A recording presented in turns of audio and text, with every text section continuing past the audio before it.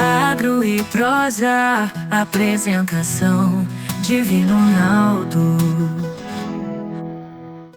A minha entrevistada de hoje é Ana Beatriz Prudente Alckmin. Ela é pedagoga pela USP, é presidente do Zera Platform, é embaixadora climática do Brasil, MeToo, e educadora em ESG e inteligência artificial. E o tema da nossa entrevista será o uso da inteligência artificial na mitigação das alterações do clima global. Ana Beatriz, seja muito bem-vinda. Tudo bem com você? Tudo bem, muito obrigada, Divino, por me receber. Muito obrigada aos seus ouvintes e assinantes que estão nos acompanhando. Eu que agradeço a sua gentileza em nos atender. Eu gostaria de entender um pouco da sua história. Você tem um trabalho que você realiza e que esse trabalho já é bem conhecido. Nos conte um pouco dele, por favor. Bom, eu era uma estudante de graduação da USP, fazendo curso de pedagogia, apaixonada por educação ambiental, e dentro de uma atividade na universidade chamada Inovação e Empreendedorismo, fui convidada para participar desse projeto, porque eu tinha notas muito boas, tinha um desempenho acadêmico respeitável. E dentro desse projeto da universidade, eu criei, então, um projeto educacional socioambiental, né? Que a minha ideia era ajudar na formação de profissionais que tivessem mais compromisso com o meio ambiente. E assim surgiu o Zera Platform, que esse foi o nome que foi dado ao projeto. Nós fazemos, então, uma formação para profissionais a partir das próprias universidades. Então, a universidade nos convida e a gente faz no contraturno uma atividade que são palestras, seminários, né? Fazendo uma complementação. É como se fosse uma atividade de extensão. Também já tivemos a experiência de fazer o mesmo dentro de empresas. Nada é cobrado, o Zera faz tudo gratuitamente. Ele é um projeto realmente com uma vocação social, né? Essa é a nossa história. E a gente vem aí contribuindo. Eu sou judia, então o projeto, eu fiz questão que ele tivesse valores judaicos. Dentro do judaísmo, nós temos um princípio que é a busca por Tikkun Olam, que é a busca por um mundo melhor. E a gente leva isso muito a sério dentro do Zera. Então, as nossas iniciativas realmente iniciativas de pessoas que acreditam que através da educação, através do conhecimento, a gente vai chegar em algum lugar muito especial. Uma curiosidade, o que quer dizer o nome Zera? Zera vem de semente, mas nas escrituras antigas judaicas também tem um etíope, um judeu etíope que se chamava Zera. Então, essa palavra Zera, ela aparece em alguns momentos da história judaica, mas aqui no nosso caso vem de semente. Essa é a ideia. Entendi. Quando você falou de valores judaicos, que valores são esses? Olha, nós judeus somos muito ligados à vida, né? O judaísmo ele se ocupa muito do presente. Ao contrário de outras religiões que visam muito o futuro, então, você precisa ser bom para não ir para o inferno, ou seja, uma visão de preocupação com o que vai acontecer com você depois. O judaísmo se foca muito no agora, pensando em como construir um mundo para que a pessoa seja plena em vida naquele momento. Né? O presente para nós tem um valor muito grande. E o passado também, porque a gente vive muito respeitando e valorizando a memória. Né? A memória para nós judeus é muito importante, principalmente porque é um povo historicamente perseguido por conta do antissemitismo, né? Então passamos por muitas dores no passado. Valorizamos a memória, mas também olhamos muito para o presente. Então, é um olhar muito 360 para a qualidade de vida. A pessoa precisa trabalhar, a pessoa precisa comer, ela precisa estudar. E aí a gente acredita que ao receber as coisas boas, a gente também tem que contribuir para a sociedade através do tzedakah. O tzedakah é justamente um ato de contribuição do judeu com a sociedade. O zero é um pouco disso, né? Eu tive a sorte, o privilégio de nascer numa família estruturada, ter estudado em bons colégios, uma boa universidade, ter uma vida boa. Então, o Zera, quando ele surgiu, também era com esse espírito de agradecer, de contribuir. E nós, judeus, acreditamos muito nisso. Se você for listar no mundo a quantidade de filantropos que tem, você vai se surpreender com a quantidade de judeus que estão ali na lista, né? Porque para nós isso é algo muito, muito caro, muito precioso, sabe? Aliás, deixa eu até buscar entender um pouco, mas eu acho que, eu até te falava, antes de nós começarmos a nossa prosa aqui, eu acho que o mundo, as pessoas conhecem muito pouco de Israel. Assim, a gente não tem muitas informações, né? Mas a gente sabe que é um país pequenininho, mais ou menos do tamanho do estado de Sergipe. Aliás, eu morei no estado de Sergipe, é um estado realmente muito pequeno, né? É um país pequeno, sem muitos recursos naturais, não tem esse privilégio que o brasileiro tem, né? De ter muito solo, muita água, muita coisa. Mas Israel tem um negócio que, assim, tem um povo muito unido, que está espalhado pelo mundo, extremamente unido, extremamente ligado às tradições, muitas mentes brilhantes, mas tem essa coisa da perseguição que você colocou aí. O que que faz do povo judeu um povo tão perseguido? Veja bem, cada momento histórico é um momento histórico. Mas o que eu posso te dizer é que certas discriminações elas vão sendo trazidas ao longo da história. Então, de tempos em tempos, o antissemitismo ele já estava ali, ele só vai ser despertado. Né? Eu penso que toda vez que as pessoas tratam alguém diferente, discriminam alguém pela etnia, pela religião ou por qualquer outro motivo, é por ignorância. As pessoas precisam se abrir mais para conhecer a cultura do outro, conhecer o outro, né? Esse espaço que você está aqui conversando comigo, que delícia que está sendo poder compartilhar um pouco do que eu faço. Então, precisamos de um mundo, Divino, é o que eu acredito, num mundo de pontes. No mundo onde as pessoas elas se interessam em saber mais sobre aquilo que elas não conhecem. Então, no caso dos judeus, nós somos muito vítimas de teorias da conspiração. Né? Já ouvi histórias bizarras de que judeu é uma raça alienígena reptiliana, de que o judeu mente que o Holocausto nunca aconteceu para ganhar dinheiro, de que existe uma conspiração judaica, sei lá, para tornar o mundo mais pobre, os judeus mais ricos. Então, são muitas teorias da conspiração, e essas teorias da conspiração, elas ficam adormecidas. Estão ali, quietinhas. Só que de tempos em tempos, elas emergem por algum motivo. Nos tempos atuais, um dos motivos que faz com que o antissemitismo desponte é quando Israel está em alguma situação difícil. Porque é como se o antissemita ele não encontrasse no dia a dia um motivo para agredir o judeu. Então, ele guarda aquilo que ele pensa. Ele guarda para ele.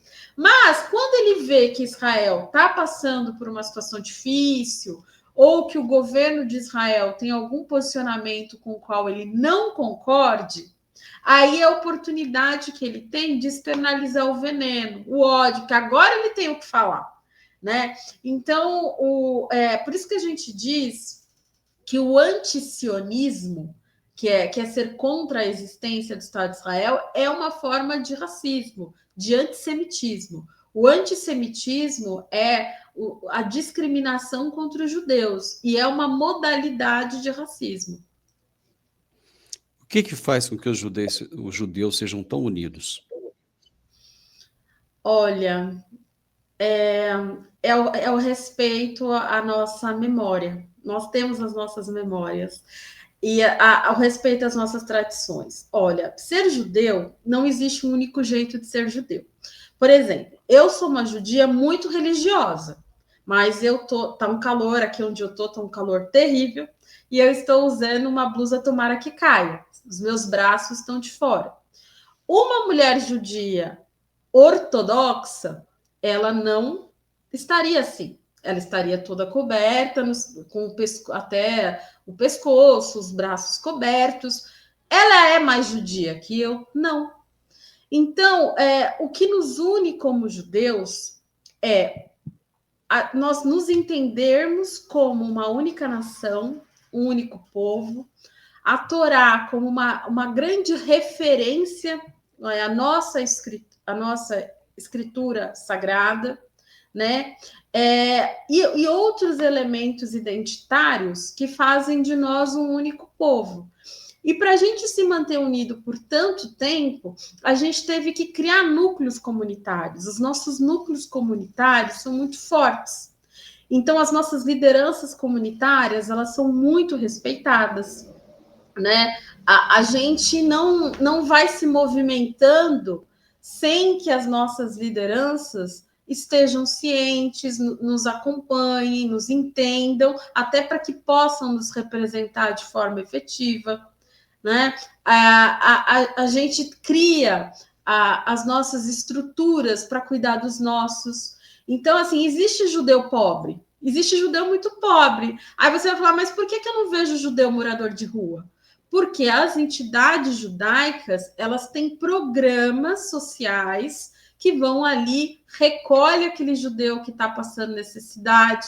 Então, a gente tem uma cadeia nossa de apoio mútuo muito forte, né? E isso é importante porque nós somos irmãos, né? Nós somos todos de uma única tribo, né? Nós somos uma tribo única. Então, se eu estou aqui na minha casa, eu tenho comida, eu tenho água, eu tenho tudo, e eu sei que um outro judeu não tem, eu estou chorando junto com ele.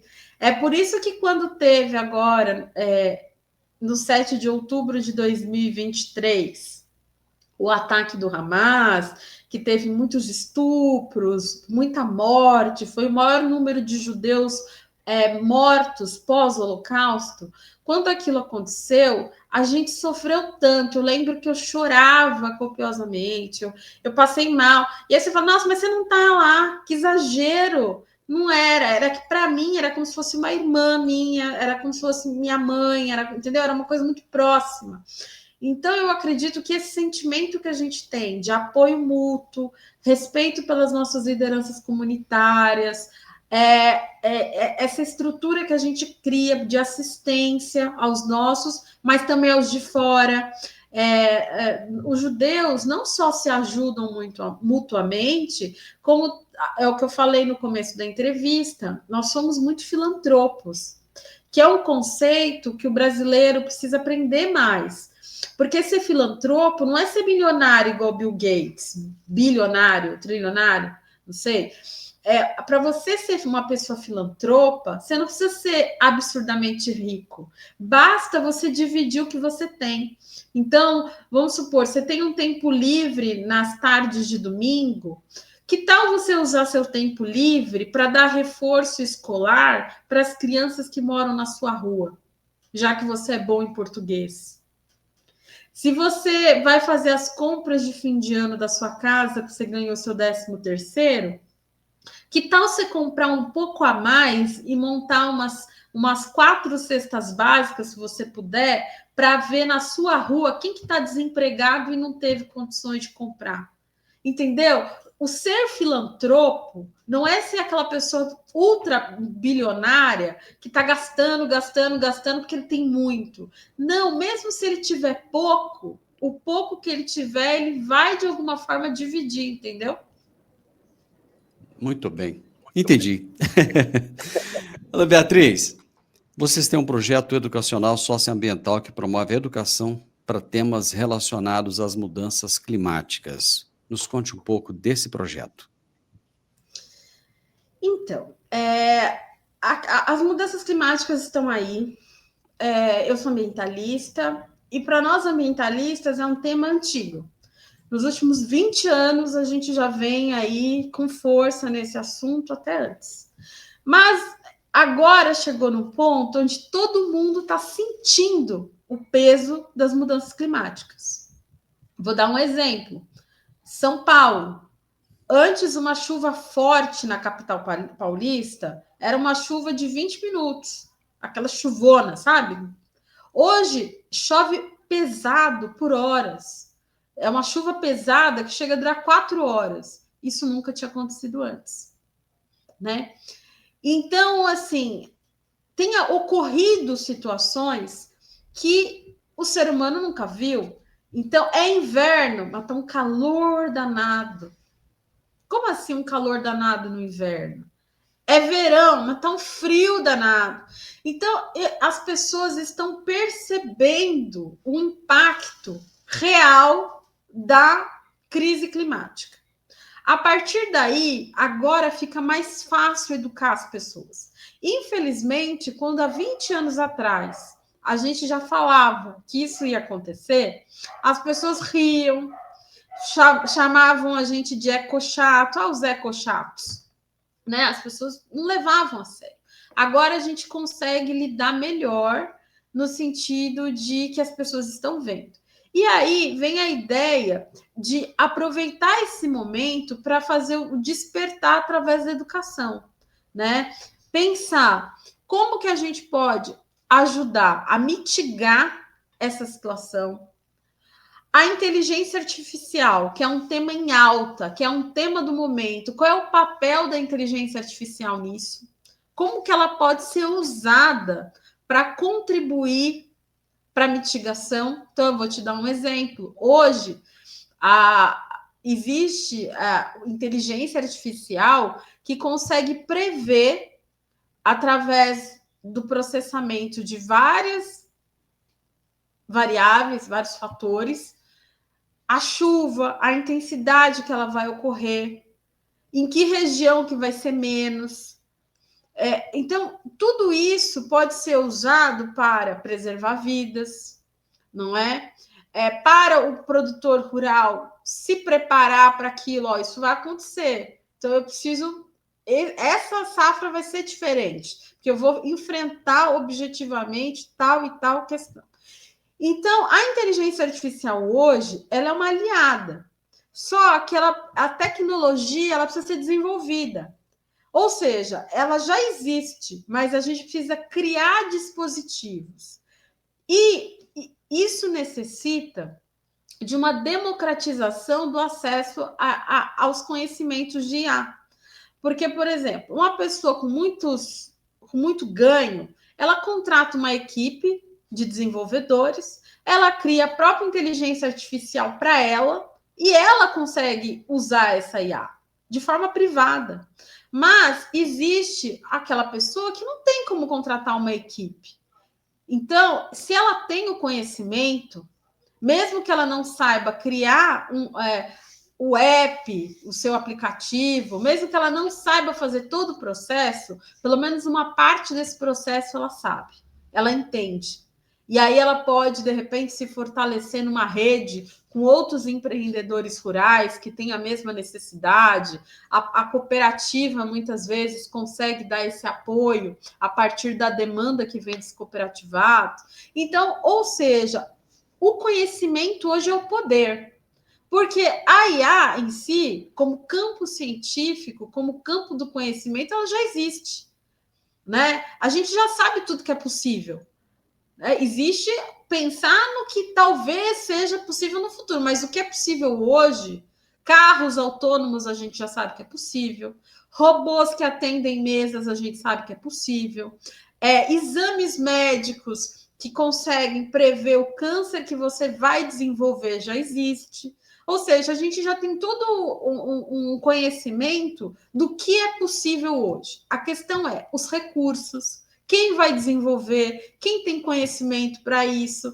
Então, quanto mais a gente democratiza esse conhecimento, que, na minha opinião, deveria ser função da escola, na minha opinião, mas é uma questão de debate público. Tem gente que acha que a IA não deve ser ensinado na escola. Mas eu acredito que a gente precisa fazer as pessoas saberem. O Zera faz isso através de oficinas, de seminários, cursos, através de uma entrevista como essa que eu estou dando aqui. A gente faz o que a gente consegue, né? Porque nós não somos poder público. Mas eu acredito que muitas pessoas estão hoje, assim como eu, entendendo que a inteligência artificial, usada de forma ética, de forma correta, pode salvar vidas, e as catástrofes climáticas hoje, elas estão de matar. Porque não é mais um incômodo, ai, tô com calor. São incômodos assim, a água tá no meu joelho, eu perdi toda a minha safra, a comida que está na minha despensa saiu boiando. É desse nível de catástrofe climática que a gente está falando hoje. Deixa eu ver aqui na prática. Como é que a inteligência artificial pode ser usada, por exemplo, por pequenos produtores e por comunidades rurais, no dia a dia do campo? Primeiro, eu acho que é necessário um trabalho de diagnóstico, porque cada comunidade rural é uma comunidade rural. Né? As comunidades rurais, cada uma está numa localidade, cada uma tem uma tradição de cultivo, ou características climáticas próprias, então, e até suas questões sociais próprias. Eu acho que o primeiro trabalho é estudar aquela comunidade local, entender as necessidades daquela comunidade, ouvir as lideranças rurais daquela comunidade e os seus produtores rurais. A partir daí, será que já não existe um aplicativo que sirva para aquela comunidade? Será que já não existe dispositivos específicos que podem ajudar essa comunidade? Sim ou não? Se não existir, vamos desenvolver? Então eu vou dar uma formação em IA naquela comunidade. Mas, às vezes, o conhecimento ali não é suficiente. Vamos fazer parceria com uma universidade pública? Porque as universidades públicas no Brasil, elas têm vocação para pesquisa, né? Por que o orçamento da USP é tão assim gigantesco de fazer cair o queixo? Porque é gasto com pesquisa. Não é gasto com aluno e professor só, é pesquisa. É uma universidade, estou usando a USP como exemplo, tá? Mas isso vale para a Federal do Mato Grosso, vale para as universidades públicas em geral. Universidade pública no Brasil pesquisa todos os dias, 24 horas por dia. Os laboratórios não fecham. Nem na pandemia os laboratórios fecharam. Então, o que significa? Que a gente tem recurso público, nós temos laboratório e nós temos pesquisadores. Então, eu vou lá nessa comunidade, detecto a necessidade, consigo os professores, a gente dá uma formação em inteligência artificial. Pode ser que isso seja suficiente, pode ser que isso seja suficiente para aquela comunidade desenvolver a sua própria tecnologia. Mas pode ser que não. E se não for? Então, as universidades públicas podem ser parceiras importantes, né? O próprio poder público, mas a gente sabe que o poder público ele tem a verba, mas ele também precisa das cabeças. Daí acionar os nossos cientistas, os nossos pesquisadores. Eu acho que o Brasil, a gente tem eu não sei bem se é assim a expressão, a faca e o queijo na mão, eu acho que é assim que fala. É a faca e o queijo na mão. Então, é só uma questão de ter vontade para fazer, entendeu? É isso que eu penso. Tem alguns estudos que indicam que o mercado de inteligência artificial ele deve crescer mais de 25% até o ano que vem, até 2026. Muitas pessoas têm medo de que a inteligência artificial possa substituir o ser humano. Por exemplo, você falou assim, nós já sabemos que robôs poderão atender mesa, por exemplo, ou seja, vai substituir um garçom, né? Então, parece que esse trabalho mais manual, ele de alguma maneira ele será substituído e a inteligência artificial ela vai ter um papel nisso. Mas de que forma que a inteligência pode impactar positivamente sem trazer ameaça para o ser humano? Veja bem, a criatividade humana ela não pode ser substituída. E mesmo quando a gente fala de inteligência artificial, a gente precisa alimentar essa inteligência artificial com dados. Precisa de uma equipe que vai verificar se ela está funcionando bem, fazer a fiscalização do uso da IA. Ou seja, não tem substituição pelo ser humano. O que existe é o ser humano sendo realocado para novas funções. Por exemplo, se você vai numa rede de fast food hoje, você não precisa mais ter uma pessoa ali anotando pedido, não faz sentido isso. Né? Então você vai no totem, você escolhe o sanduíche que você quer, a bebida que você quer, mas precisa sim ter alguém que verifique se aquele totem está funcionando bem. Precisa ter alguém que verifique se as pessoas estão conseguindo usar o totem, porque ele pode dar defeito, dar problema. Eu posso não saber usar. Então, veja bem, você vai realocando as pessoas para funções que são mais intelectuais. Funções que exigem ainda o tato humano. Né? E eu estou cansada de ver isso. Então, você vai num restaurante onde o atendimento ali é na tela. Tem gente que não sabe. Alguém precisa estar ali para ajudar quem não sabe usar. Alguém precisa estar ali para entregar o tablet na mão da pessoa. Alguém precisa estar ali para ouvir a reclamação daquele usuário dentro do estabelecimento. Então, assim, nós seres humanos, nós somos fundamentais para os seres humanos. Tem uma coisa que é linda, é isso. O ser humano, ele é fundamental para o ser humano. Então, enquanto existir seres humanos na face da Terra, a gente vai precisar de seres humanos atuando. Então, eu não acho que a IA vai substituir o ser humano, mas terão funções que não fazem mais sentido a gente deixar uma pessoa fazendo. Essa pessoa ela vai ter uma outra função. Então, o que é necessário são novos cursos profissionalizantes. Repensar, talvez, grades curriculares. A gente vai ter que preparar essa nova geração para uma nova realidade de mercado de trabalho. Esse que eu acho que é o ponto, é a minha opinião, pelo menos. Você acha que a escola vai dar conta disso? Porque às vezes a impressão que eu tenho é que a escola está meio ultrapassada. As crianças, elas estão um passo à frente, muitas vezes, da escola. Nós temos muita escola ainda que está no tempo do quadro e do giz, enquanto que as crianças já estão num outro patamar. Por mais pobre que uma criança seja, ela tem acesso a um celular ou a um tablet em algum momento da vida dela e ela consegue visualizar isso. A escola não está andando muito lentamente, não? Está.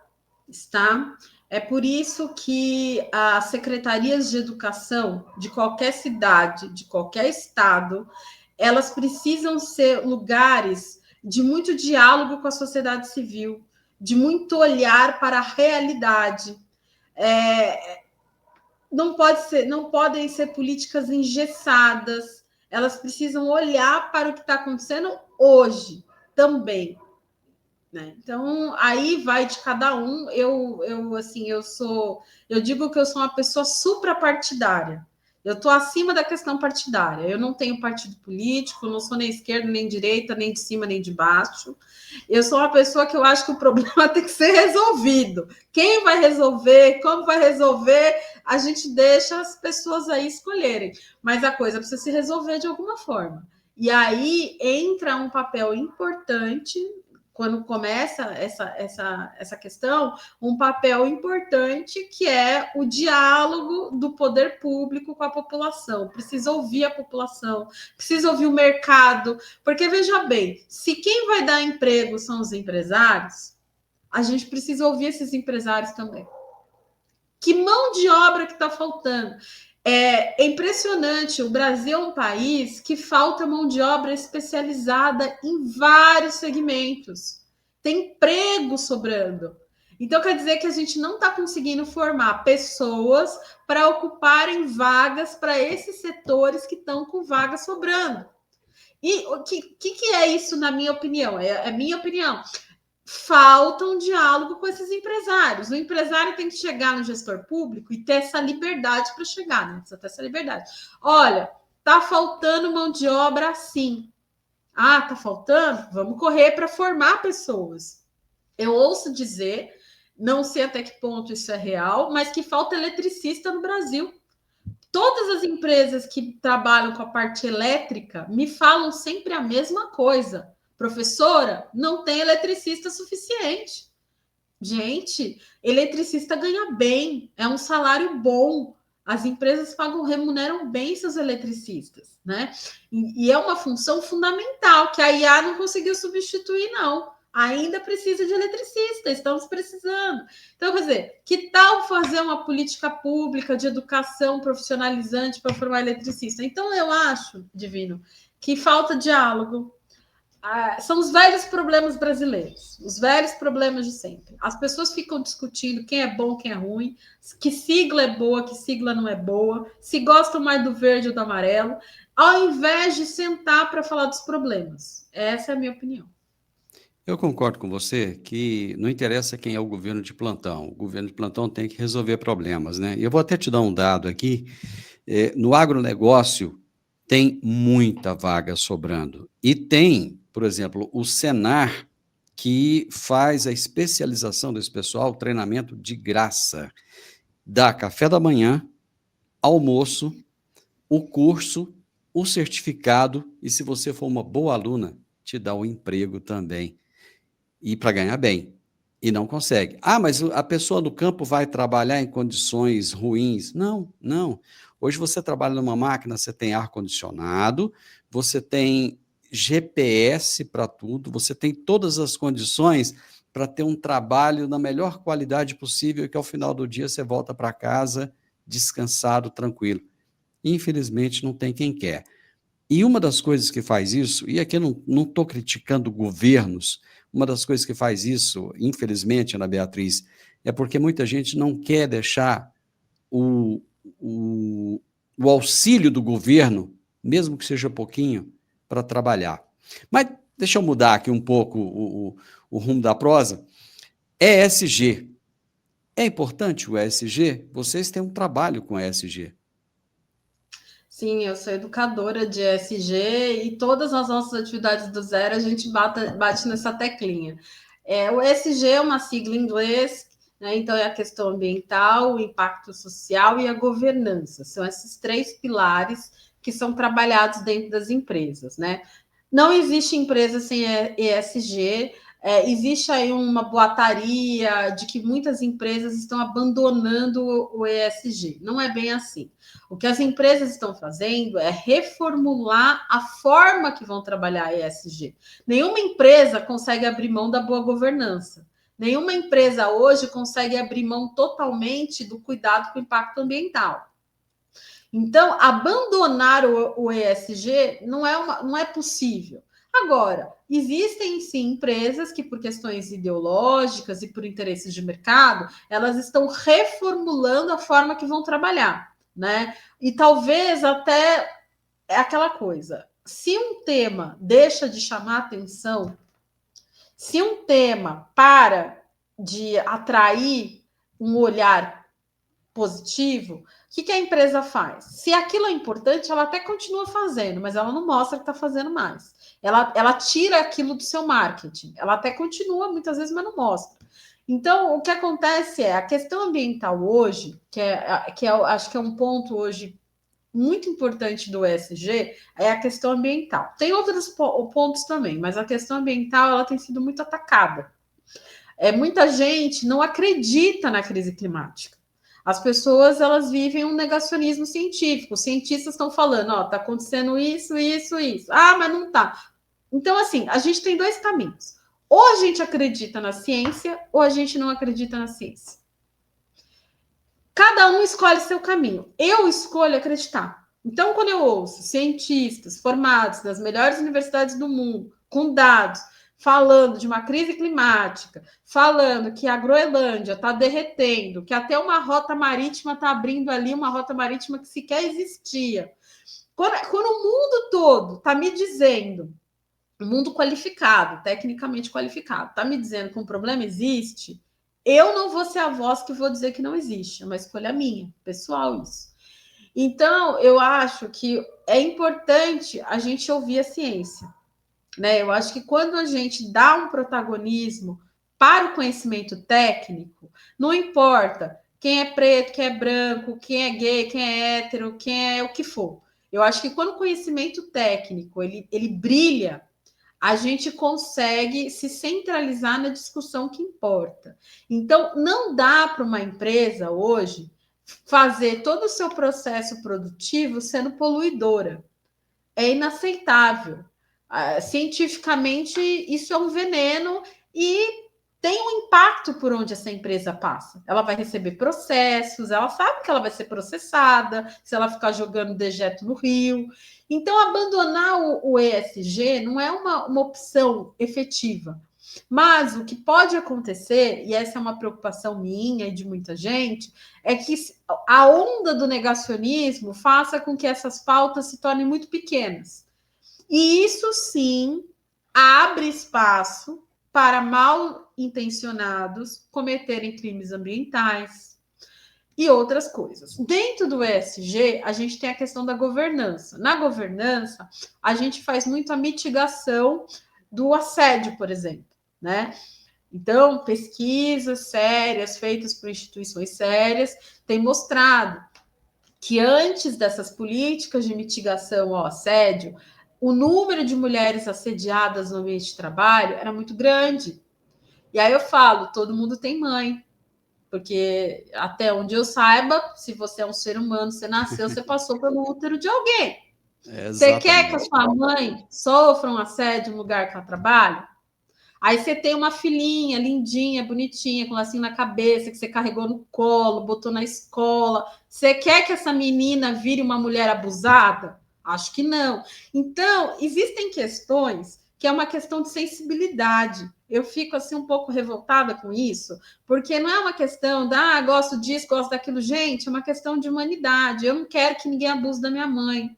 Eu ainda não tenho filhos, mas eu vou carregar 9 meses uma menininha para depois alguém passar a mão na bunda da minha filha no trabalho? Não vou querer. Então, são políticas que a gente precisa ter, é proteção para sua família, para a minha. Então, quando a gente começa a olhar com esse olhar mais assim carinhoso, por isso que eu digo, a essência é o ser humano. Não adianta a gente vir aqui com um discurso muito técnico e esquecer que o mundo é para quem? Pelo menos o mundo que a gente está aqui construindo é para o ser humano.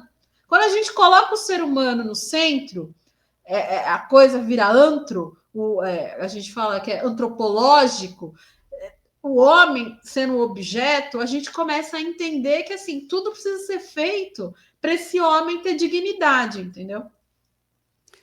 Muito bom falar com você, muito bom ouvir seus posicionamentos. Agradeço imensamente, tenho certeza que você engrandeceu em muito o nosso diálogo de hoje. Muito obrigado, viu? Obrigada. Muito obrigada por me ouvirem. Obrigada mesmo. Gente, nós tivemos aqui o privilégio de ouvir a Ana Beatriz Prudente Alckmin. Ela é pedagoga pela USP, é presidente do Zera Platform, embaixadora climática do Brasil, Me Too, e educadora em ESG e inteligência artificial. E nós falamos a respeito do uso da IA na mitigação das alterações do clima global, além de outras tantas coisas.